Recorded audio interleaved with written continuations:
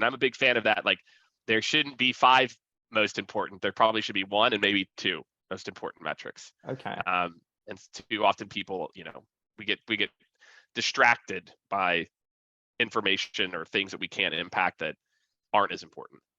Right. So you see companies that are not world class, they're not A players, they're actually trying to measure too many things. Oh, well, that's a whole other thing. It's like we want to measure things just to measure them. It's like, cool, what are you going to do with it? We want to be able to see all the activity. I'll give you here's my favorite example of where I think sales and marketing are just behave differently. Marketing, if I go and spend $200,000 a month on Google AdWords, okay, Mhm. I am of course going to spend 10 to 15% of that budget optimizing the Google AdWords for performance, right? Like, of course you're going to do that. You're going to create new variations of the ad, new calls to action, landing, all that stuff. You're going to look at the data.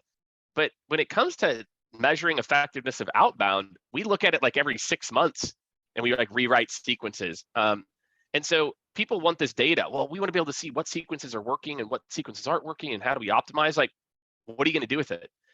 Until you move to an always optimizing mindset, just like marketing already has, it's a waste of time. So make sure that, if you are going to track KPIs and metrics, that you got a plan to do something about it. Well, of course we want to see it. Okay, why? I get it. I mean, it makes sense. It's an interesting number. What are you going to do about it? Okay, so instead of tracking it every day or week, maybe track it every month or quarter. Okay, cool. Makes sense. And maybe it's not, a key performance indicator. There's a great book called, it's like 4 Disciplines of Execution.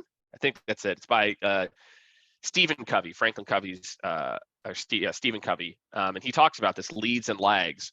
The lags are the outcome-based metrics. The leads are the metrics that you input that should give you the highest likelihood that are going to generate the outcomes that you want.